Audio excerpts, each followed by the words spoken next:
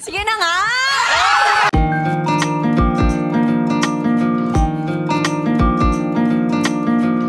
My love will make you disappear. Pagkatapos ng hit series nilang Ninlang at sikat na Korean series nilang What's Wrong with Secretary Kim, ang Kim Pao ay finally magkaka-movie na. Ito ang inanunsyo nila sa Showtime kahapon.